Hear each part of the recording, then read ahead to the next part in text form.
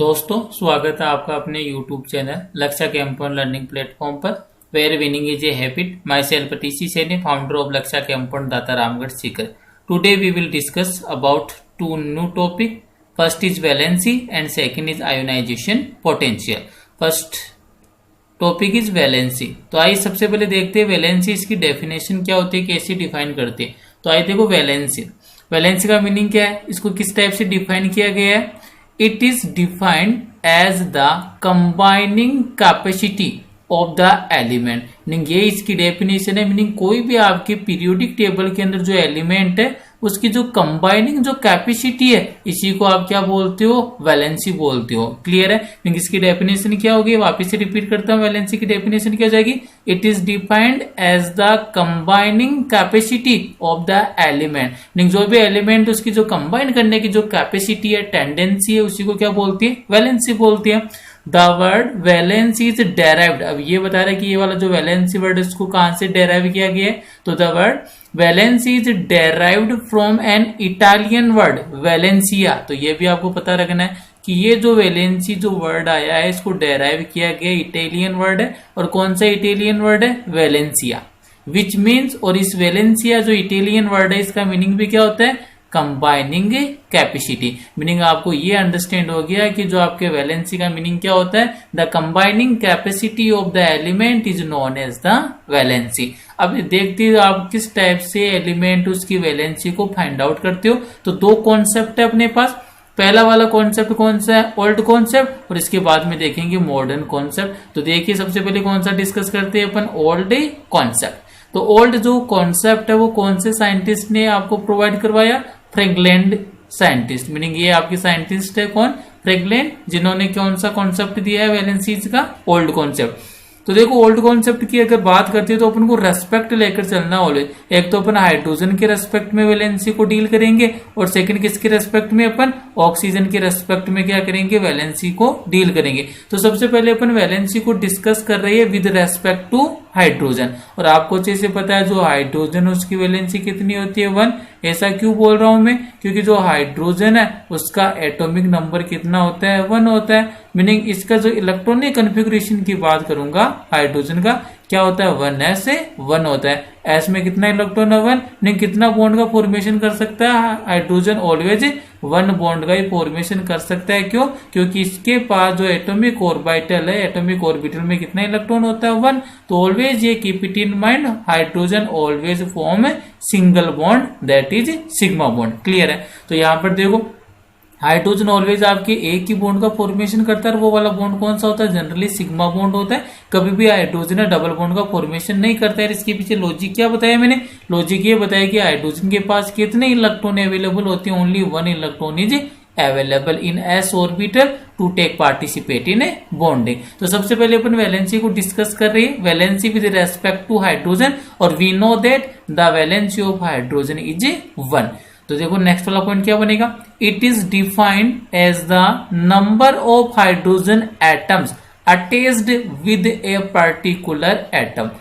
Meaning क्या बोल रहा है, कोई भी आपको पर्टिकुलर एलिमेंट प्रोवाइड करवा दिया तो उस वाले पर्टिकुलर एलिमेंट के साथ जितने हाइड्रोजन एटम अटैच है वही उसकी क्या हो जाएगी, वैलेंसी हो जाएगी। यही तो मेंशन किया, it is defined as the number of hydrogen atom attached with a particular element. नहीं, कोई भी आपको एलिमेंट गिवन है उस वाले एलिमेंट के साथ जितने हाइड्रोजन अटैच्ड है वही क्या होती है, उसकी वैलेंसी।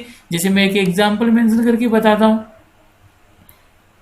अब एग्जांपल है जैसे आपके पास CH4 मीथेन, और आपको देखो पर्टिकुलर एलिमेंट पूछ लिया, कार्बन की कितनी वैलेंसी है, तो ये कार्बन के साथ कितने हाइड्रोजन अटैच है, 4। नहीं, यहाँ पर कार्बन की जो वैलेंसी है वो कितनी हो जाएगी, 4 हो जाएगी। कैसे फाइंड आउट किया मैंने, कि जो भी पर्टिकुलर एलिमेंट है उसके साथ कितने हाइड्रोजन अटैच्ड है वही उसकी क्या होती है, वैलेंसी। तो आइए इसको डिस्कस करते हैं। अब देखो यहाँ पर इनको ये first A, second A group, third A, fourth A, 5th, 6th और 7th बोर्ड रखा है। ये मॉडर्न पीरियोडिक टेबल के कौन से ग्रुप है ये पता होने चाहिए। फर्स्ट ए ग्रुप आप इसको बोलते हो एल्कली मेटल बोलते हो, मीनिंग मॉडर्न पीरियोडिक टेबल का फर्स्ट ग्रुप है। सेकंड ए ग्रुप है, इसको एल्कलाइन अर्थ मेटल बोलते हो, मीनिंग मॉडर्न पीरियोडिक टेबल का ये ग्रुप नंबर सेकंड है। थर्ड ए का मीनिंग कौन सा ग्रुप है, ये वाला 13 वाला ग्रुप है जिसको बोरोन फैमिली बोलते हो आप। फोर्थ ए का मीनिंग कौन सा हो गया, 14 ग्रुप है जिसको आप कौन सी फैमिली बोलते हो, कार्बन फैमिली बोलते हो। फिफ्थ ए का मीनिंग क्या हो गया आपके, ग्रुप नंबर 15 है, और ग्रुप नंबर 15 को कौन सी फैमिली बोलते हो, नाइट्रोजन फैमिली है। ये कौन सा है, सिक्स्थ ए, मीनिंग ये वाला ग्रुप नंबर कौन सा आपके 16 ग्रुप नंबर है, क्लियर है। 16 ग्रुप है जिसको कौन सी फैमिली बोलते हो, ऑक्सीजन फैमिली बोलते हो। और सेवंथ ए का मीनिंग आपके मॉडर्न पीरियोडिक टेबल का ग्रुप नंबर है 17 वाला है, जिसको कौन सी फैमिली बोलते हो आप, हेलोजन फैमिली बोलते हो, क्लियर है। तो ये आपको जरूर पता होना चाहिए कि first A, second A, fifth A, seventh A का मीनिंग मॉडर्न पीरियोडिक टेबल का कौन सा ग्रुप है। अब आइए अगर फर्स्ट ए ग्रुप की बात करूं तो जितने भी एलिमेंट आएंगे इस वाले फर्स्ट ए ग्रुप में, मीनिंग फर्स्ट के अंदर कौन कौन से आएंगे, lithium, sodium, potassium, rubidium, caesium, francium. तो जितने भी एलिमेंट आएंगे उनकी वैलेंसी कितनी होगी, 1। मीनिंग कितने हाइड्रोजन के साथ बॉन्ड बनाएगा, केवल सिंगल बॉन्ड बनाएगा, एक ही हाइड्रोजन के साथ अटैच होंगे। मीनिंग जो एल्कली मेटल है उनकी जो वैलेंसी कितनी होती है, 1 होती है। सेकेंड वाले ग्रुप की कितनी वैलेंसी होगी, 2। और यहाँ पे देखो मैग्नीशियम Mgh2, मीनिंग इसकी 2 वैलेंसी है, मीनिंग कितने बॉन्ड बनाएगा हाइड्रोजन के साथ, डबल क्या करेगा, 2 बॉन्ड का फॉर्मेशन करेगा। मीनिंग स्ट्रक्चर किस टाइप से होगी, हाइड्रोजन तो ऑलवेज सिंगल बॉन्ड बनाएगा, लेकिन जो सेकंड वाला ग्रुप है मीनिंग जो आपके अल्कालाइन अर्थ मेटल है तो ये कितने बॉन्ड का फॉर्मेशन करते हैं, 2 बॉन्ड का फॉर्मेशन करते हैं। स्ट्रक्चर की बात करूं तो देखो इसकी स्ट्रक्चर इस टाइप से होगी, मैग्नीशियम इधर भी हाइड्रोजन आ जाएगा और इधर भी क्या जाएगा आपके हाइड्रोजन। पर्टिकुलर एलिमेंट कौन सा है, मैग्नीशियम, कितने बॉन्ड का फॉर्मेशन, मीनिंग कितने हाइड्रोजन अटैच है, 2 हाइड्रोजन, वैलेंसी कितनी हो गई, 2 हो गई। नेक्स्ट वाला देखो 13 ग्रुप है, कितनी वैलेंसी होती है, 3 होती है। 14 वाले की 4 होती है, 15 वाले की 3, फिर 16 वाले की 2, 17 वाले की 1। मीनिंग क्या हो रहा है यहाँ पर, अगर आप पीरियोडिक टेबल के अंदर अक्रॉस द पीरियड मूव कर रहे हो तो वहां पर क्या देख रहे हो, अगर with respect to hydrogen atom आप क्या देख रहे हो, वैलेंसी, तो मैक्सिमम जो वैलेंसी कितनी होती है आपके 4 होती है, क्लियर है। 4 तक तो क्या हो रही है, इंक्रीज हो रही है, लेकिन आफ्टर 4 क्या हो रही है, डिक्रीज हो रही है। देखो 4 के बाद में हाइड्रोजन के रेस्पेक्ट में 3 हो गई, 2 हो गई, देन कितनी हो गई, 1 हो गई। तो नेक्स्ट वाला जो नोट है वो यही वाला नोट है, इसी को मेंशन कर रहा है। तो इस वाले नोट के अंदर देखेंगे अपन क्या बात है, तो इस वाले नोट में क्या मेंशन कर रहा है, valency with respect to hydrogen across the period increases up to 4 and then again decreases to 1। Meaning यहाँ पर मैक्सिमम यहाँ पर कहां तक तो इंक्रीज होती है, 4 तक तो इंक्रीज हो गई, और 4 के बाद में क्या होती है, डिक्रीज होती है, लास्ट में कहां पर चली जाती है, 1 पर चली जाती है। ये वैलेंसी किसके रेस्पेक्ट में, with respect to hydrogen atom. अब आइए नेक्स्ट वाली बात करते हैं अपन, valency with respect to oxygen. अब आपको ये पता होना चाहिए कि जो ऑक्सीजन है इसकी कितनी वैलेंसी होती है, ऑक्सीजन की वैलेंसी होती है 2। जनरली जो ऑक्सीजन कितने बॉन्ड का फॉर्मेशन करता है, 2 बॉन्ड का। तो यहाँ पर ऑक्सीजन की वैलेंसी कितनी हो गई, 2। हाइड्रोजन कितने बॉन्ड का फॉर्मेशन कर रहा था, 1 बॉन्ड का। तो हाइड्रोजन की वैलेंसी कितनी बोली थी मैंने, 1 बोली थी, क्लियर है। अब देखो ऑक्सीजन के रेस्पेक्ट में देखेंगे अपन, वापिस से वही बात है, first A group, second A, third A, fourth A, fifth A, sixth A और सेवंथ ए। और आपको पता चल गया ये वाला ग्रुप नंबर कौन सा होता है, फर्स्ट ए का मीनिंग ग्रुप नंबर फर्स्ट है, सेकंड ए का मीनिंग ग्रुप नंबर 2 है मॉडर्न पीरियोडिक टेबल का, थर्ड ए का मीनिंग ग्रुप नंबर कौन सा है, 13 है, फोर्थ ए का मीनिंग कौन सा ग्रुप है, मॉडर्न पीरियोडिक टेबल का 14 ग्रुप है, फिफ्थ ए का मीनिंग आपके 15 ग्रुप है, और सिक्स ए का मीनिंग आपके 16 वाला ग्रुप है, और सेवंथ ए का मीनिंग आपके ग्रुप नंबर 17 है, क्लियर है। अब विद रेस्पेक्ट टू ऑक्सीजन की बात करें तो अपन को पता चल गया कि ऑक्सीजन है इसकी वैलेंसी कितनी होती है, 2, क्योंकि ऑक्सीजन जनरली कितने बॉन्ड का फॉर्मेशन करता है, 2 का। तो यहां पर देखो अपन इसको किस टाइप से डिफाइन करेंगे, it is defined as twice the number of oxygen atom attached with a particular atom. तो यहां पर देखिए आपको कैसे पता करना है, सोडियम है, मीनिंग जो फर्स्ट ग्रुप है एल्किल, इसकी वैलेंसी कितनी होगी, 1, सेकंड वाले की 2, 13 वाले की कितनी हो जाएगी, 3, 14 वाले की कितनी हो जाएगी, 4, 15 वाले की 5, 16 वाले की 6 और 17 वाले की 7। यहाँ पर क्या देख रहे हो आप, विद रेस्पेक्ट टू ऑक्सीजन अगर आप वैलेंसी से डील कर रहे हो तो आप जब भी अक्रॉस द पीरियड मूव करते हो लेफ्ट टू राइट तो वैलेंसी क्या होती है, इंक्रीज होती है। कहां से इंक्रीज हो रही है, 1 से लेकर 7 तक। जबकि हाइड्रोजन के रेस्पेक्ट में क्या था, 4 तक तो क्या होती है आपकी इंक्रीज होती है, और उसके बाद में डिक्रीज होती है कहां तक, आपके 1 तक। लेकिन ऑक्सीजन के रेस्पेक्ट की बात करेंगे तो फर्स्ट ए ग्रुप से लेकर जो 7 ए ग्रुप की बात करेंगे तो यहाँ पर ऑलवेज क्या होती है, इंक्रीज होती है 1 to 7। तो देखो ये वाला नोट बन गया किसके रेस्पेक्ट में, आपके ऑक्सीजन के रेस्पेक्ट में। अगर आपको वैलेंसी को डील करना है तो नोट क्या बनेगा, valency with respect to oxygen increases from 1 to 7, meaning कहां से इंक्रीज हो रही है, 1 से लेकर 7 तक क्या हो रही है, इंक्रीज हो रही है। किसकी बात कर रहे हैं अपन, across the period valency with respect to oxygen is equal to group number, meaning किसके इक्वल होती है, ग्रुप नंबर। ये बड़ा इंपॉर्टेंट पॉइंट है। अगर ऑक्सीजन के रेस्पेक्ट में अगर आपको वैलेंसी से डील करना तो जितना नंबर का ग्रुप है ना उसी के इक्वल क्या होती है, वैलेंसी। जैसे बात करते हैं फर्स्ट है, पहला ग्रुप है वैलेंसी 1, सेकेंड है 2 हो गए, थर्ड ए ग्रुप है तो कितना हो गया, 3 हो गया, फोर्थ ए ग्रुप वैलेंसी कितनी होगी, 4 हो गई, फिफ्थ ए ग्रुप तो वैलेंसी कितनी होगी, 5 हो गई, सिक्स्थ ए ग्रुप तो वैलेंसी कितनी होगी, 6 हो गई, और सेवंथ ए ग्रुप की बात करें तो यहाँ पर आपकी वैलेंसी कितनी होगी, 7। लेकिन जितना ग्रुप नंबर है वही उसकी क्या होती है, valency with respect to oxygen, and with respect to oxygen valency increases from 1 to 7 across the period, ये ध्यान रखना। अब देखो न्यू कॉन्सेप्ट की बात करते हैं अपन, जो न्यू कॉन्सेप्ट क्या होता है वैलेंसी का, उससे डील करते हैं। तो देखो जो आपकी न्यू कॉन्सेप्ट है वो क्या बोलता है, this concept is based on electronic configuration. तो पहला पॉइंट तो यही इंपॉर्टेंट बनता है। देखो कंपटीशन एग्जाम में आपके क्या आते हैं, ट्रू एंड फॉल्स वाले स्टेटमेंट आते हैं, वहां पर स्टेटमेंट गिवन करके पूछ लेता है कि विच स्टेटमेंट इज फॉल्स। तो आपको ये ध्यान रखना है कि जो न्यू कॉन्सेप्ट है वैलेंसी का वो किस पर बेस्ड है, totally based on electronic configuration. Clear है, क्या फॉर्मूला बनेगा, according to this concept valency for first A to fourth A group element is equal to number of valence shell electron.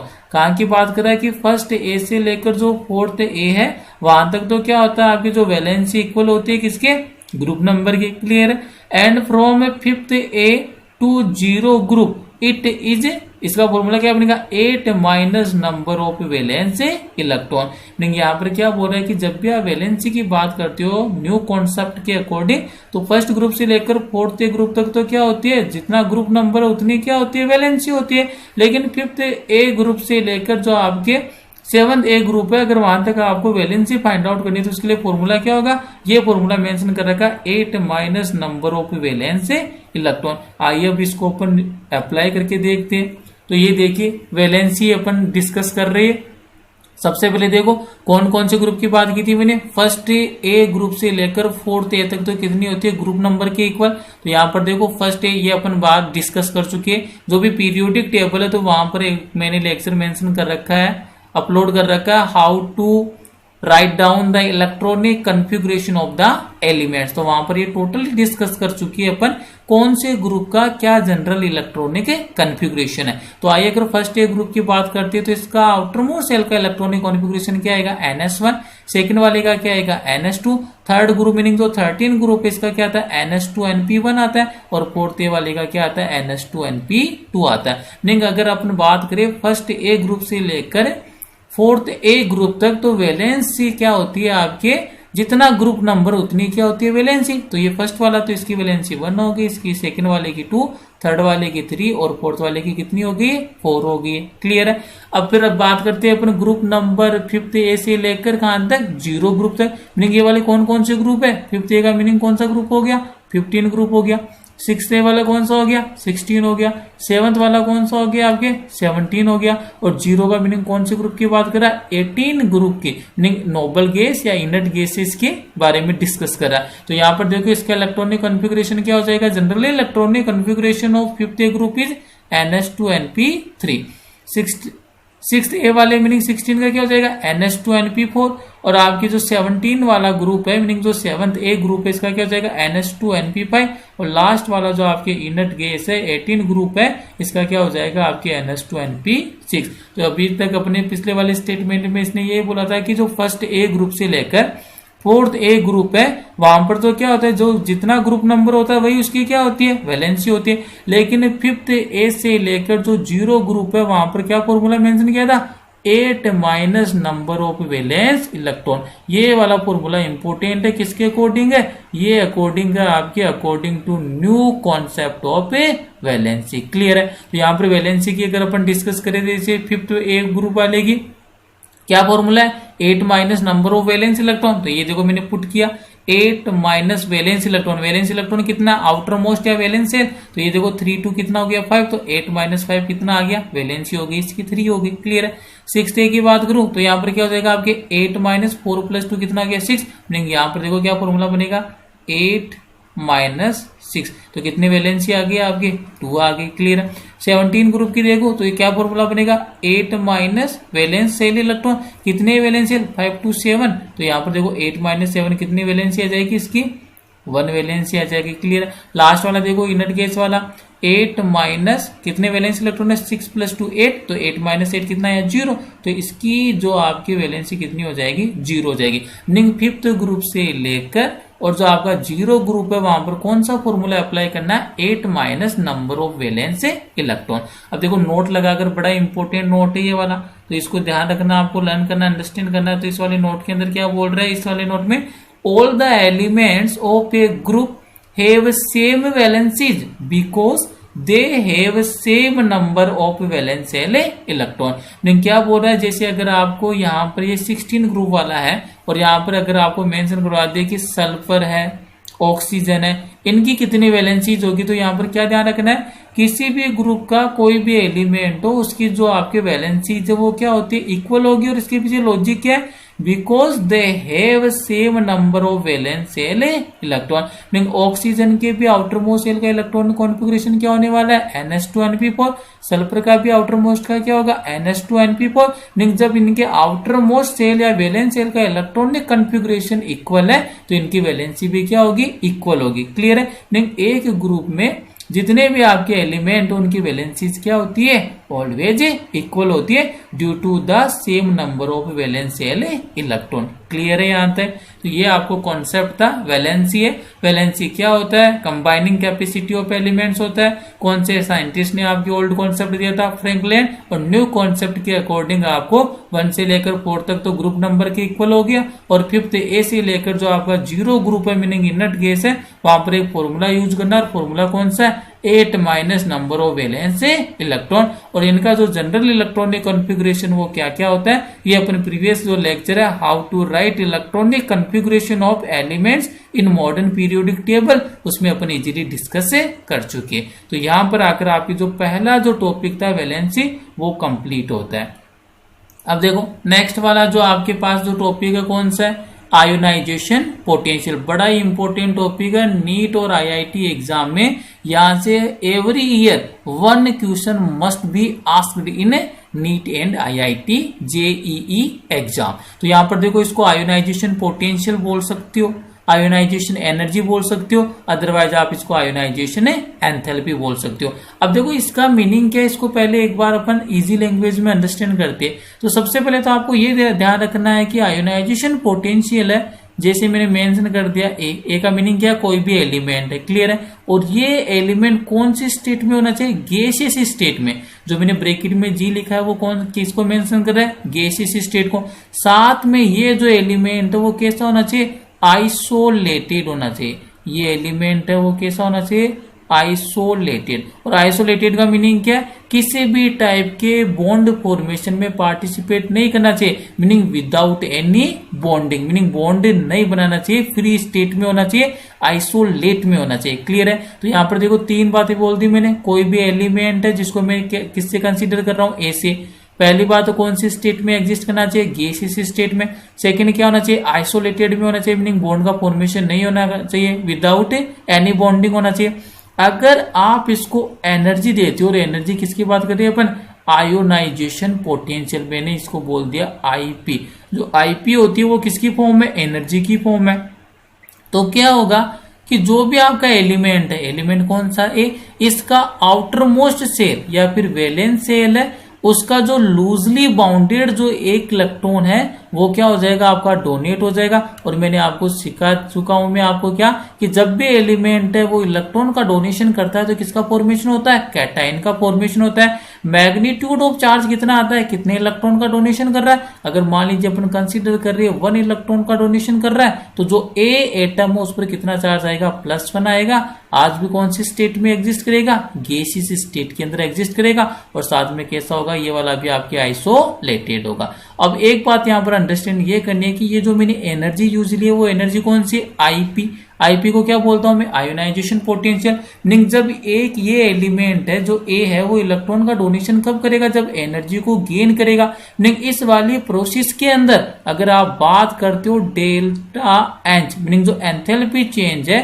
तो जो डेल्टा एच की value क्या होती है, positive. Positive क्यों बोल रहा हूं, क्योंकि इस प्रोसेस में एनर्जी रिलीज नहीं हो रही है बल्कि एनर्जी क्या हो रही है, एब्जॉर्ब हो रही है। और जब भी एनर्जी एब्जॉर्ब होती है, मीनिंग ये वाली प्रोसेस कौन सी है, एंडोथर्मिक प्रोसेस है। तो यहां पर आपको ध्यान रखना है एंडोथर्मिक प्रोसेस के लिए डेल्टा जो एच होता है वो क्या होता है, पॉजिटिव। ऐसा क्यों हो रहा है, क्योंकि ये जो आपके आईपी की प्रोसेस है वो कौन सी है, एंडोथर्मिक। एंडोथर्मिक का मीनिंग क्या है, इस वाली प्रोसेस में आपको एनर्जी क्या करनी पड़ेगी, प्रोवाइड करनी पड़ेगी। ड्यूरिंग द रिएक्शन एनर्जी आपकी रिलीज नहीं होती है। क्लियर है। तो ये बेसिक थीम थी किसकी, आयोनाइजेशन पोटेंशियल की। अब आइए इसकी स्टडी करते हैं पॉइंट वाइज। तो सबसे पहला स्टेटमेंट देखो, क्या इसकी डेफिनेशन क्या है, कैसे डिफाइन करेंगे आईपी को। तो यहां पर देखो, minimum energy required to remove most loosely held outer most shell electron in the ground state from an isolated gaseous atom is known as ionization potential। नहीं देखो, दो कंडीशन बोल दी। एक तो पहली बात तो आपके पास जो एटम है वो कौन सा होना चाहिए, आइसोलेट होना चाहिए। आइसोलेटेड का मीनिंग क्या होता है, विदाउट एनी बॉन्डिंग। और कौन सी स्टेट में एग्जिस्ट करना चाहिए, आपके गैसियस स्टेट में एग्जिस्ट करना चाहिए। और इस गैसियस स्टेट वाले आइसोलेटेड एटम के जो आउटर मोस्ट सेल है उसका जो लूजली जो बॉन्डेड इलेक्ट्रॉन है उसको रिमूव करने के लिए जो मिनिमम रिक्वायरमेंट ऑफ एनर्जी, इसी को आप क्या बोलते हो, आयोनाइजेशन पोटेंशियल बोलते हो। तो ये तो होगी इसकी डेफिनेशन। अब देखो ये वाला वर्ड दे रखा आइसोलेटेड। आइसोलेटेड का मीनिंग क्या होता है, without any bonding with other atom. Meaning किसी भी अदर एटम के साथ बॉन्डिंग नहीं होनी चाहिए। क्लियर है। अब देखो यहां पर बात करता है सक्सेसिव आयोनाइजेशन एनर्जी। नहीं, अगर मान लीजिए अगर आपने पहली आईपी प्रोवाइड की, जैसे मैं इसको बोल देता हूं IP1, मीनिंग फर्स्ट बार इसको मैंने एनर्जी प्रोवाइड की तो एक इलेक्ट्रॉन का डोनेशन कर दिया।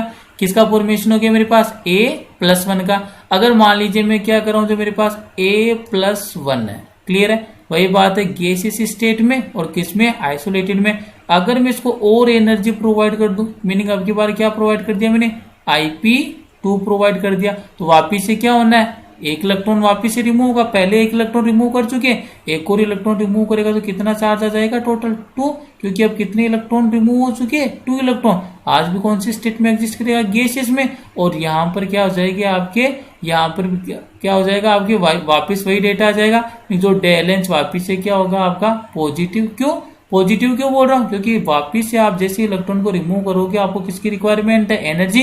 और एनर्जी कौन सी फॉर्म में ले रहा हूं मैं, यहाँ पर आयोनाइजेशन पोटेंशियल की फॉर्म में। अब मान लीजिए आपको IP3 तक जाना है, तो IP3 में क्या होगा, A+2 है, वापिस इसको IP3 प्रोवाइड कीजिए, किस में कन्वर्ट हो जाएगा, A+3 में कन्वर्ट हो जाएगा। तो यहाँ पर देखो अगर सक्सेसिव आयोनाइजेशन एनर्जी की अपन बात करते हैं तो देखो क्या मीनिंग है, फॉर एन एटम M। यहां पर मैंने एटम को क्या कंसीडर किया था, A, और यहां पर इसने एटम को क्या कंसीडर कर लिया, M। क्लियर है। कुछ भी कंसीडर कर सकते हो, बस अपन को तो कॉन्सेप्ट आना चाहिए। For successive ionization energies are as follow. तो देखो ये मेटल था, ये आपको ध्यान रखना है, यहाँ पर गैसियस स्टेट जरूर मेंशन करना, अदरवाइज यहाँ पर जो आयोनाइजेशन पोटेंशियल का फिनोमिना अप्लाई नहीं होगा। तो यहाँ पर आपको जरूर मेंशन करना है कौन सी स्टेट में होता है, गैसियस स्टेट में।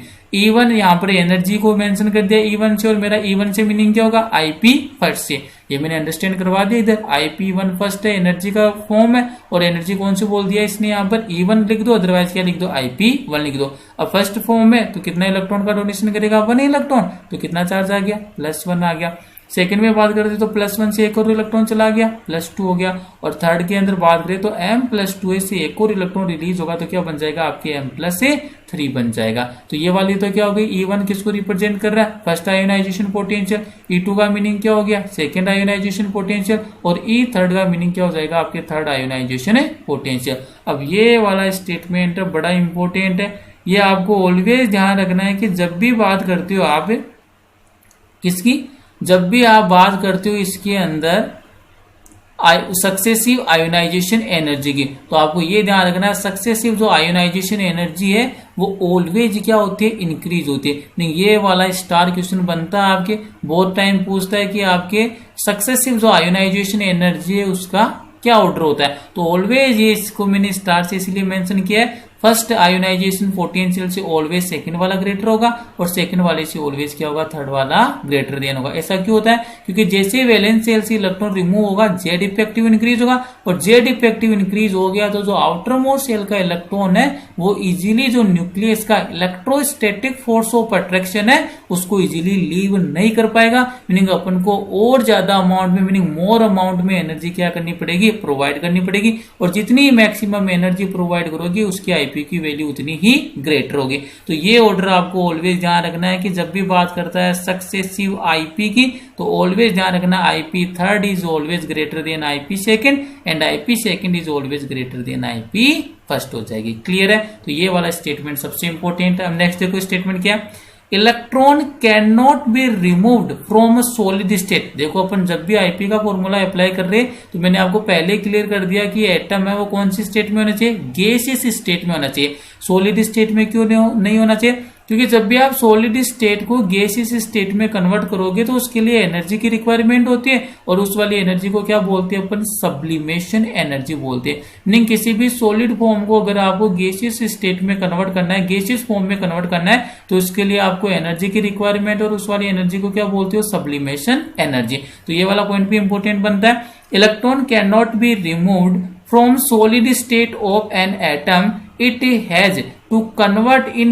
Gaseous form. मीनिंग अगर सॉलिड में कोई भी एटम है तो आपको पहले इसको किस में कन्वर्ट करना पड़ेगा, गैसियस फॉर्म में कन्वर्ट करना पड़ेगा। Energy required for conversion from solid state to gaseous state is known as sublimation energy. जब भी आप सॉलिड स्टेट को गैसियस स्टेट में कन्वर्ट करोगे और इसके लिए आपको जो रिक्वायरमेंट ऑफ एनर्जी उसको कौन सी एनर्जी बोलती है, सब्लिमेशन एनर्जी बोलती है। और इलेक्ट्रॉन कभी भी सॉलिड स्टेट से अपन रिमूव नहीं कर सकते। सी वाला पॉइंट सबसे इंपॉर्टेंट है, क्या बोल रहा है सी वाले पॉइंट में, ionization potential is always an endothermic process. और मैंने आपको पहले ही क्लियर कर दिया, एंडोथर्मिक प्रोसेस का मीनिंग क्या है कि ड्यूरिंग द प्रोसेस आपको एनर्जी क्या करनी पड़ेगी, प्रोवाइड करनी पड़ेगी, एनर्जी रिलीज नहीं होती। तो जब भी एनर्जी आप प्रोवाइड करते हो, क्लियर है, तो उसको अपन क्या बोलते हैं, एंडोथर्मिक प्रोसेस। और एंडोथर्मिक प्रोसेस के लिए always keep it in mind, delta H is always positive. Clear है, जो भी आपके एंथैल्पी में चेंजेज होगा इसकी वैल्यू क्या आएगी, पॉजिटिव आएगी। तो डेल एच क्या हो गया, पॉजिटिव आ गया। और कौन सी प्रोसेस होती है, IP. Always keep it in mind, ionization potential is always an endothermic process. Last statement देखो इसका। अब इसके अगर मेजरमेंट की बात करते हैं, इसकी यूनिट क्या होती है, तो ध्यान रखना यूनिट क्या क्या हो सकती है, इलेक्ट्रॉन वोल्ट पर एटम हो सकता है यूनिट। क्लियर है, इलेक्ट्रॉन वोल्ट पर एटम। अदरवाइज क्या हो सकता है, किलो कैलोरी पर मोल, और क्या हो सकता है, किलो जूल पर मोल। इन तीनों में से कोई भी यूनिट हो सकती है, क्योंकि ये एनर्जी की फॉर्म है तो किलो जूल पर मोल इसका यूनिट हो सकता है। अदरवाइज किलो कैलोरी पर मोल हो सकता है। अदरवाइज इलेक्ट्रॉन वोल्ट पर एटम क्या हो सकता है, इसकी यूनिट हो सकता है। अब आज का लेक्चर यही फिनिश करते हैं। नेक्स्ट वाले लेक्चर में अपन डिस्कस करेंगे factor affecting ionization potential and application of ionization potential. Video अच्छा लगा है, वीडियो में कुछ सीखने को मिला है तो वीडियो को लाइक कीजिए, अपने फ्रेंड्स और क्लासमेट के साथ चैनल को शेयर कीजिए और चैनल को सब्सक्राइब कीजिए। Thank you.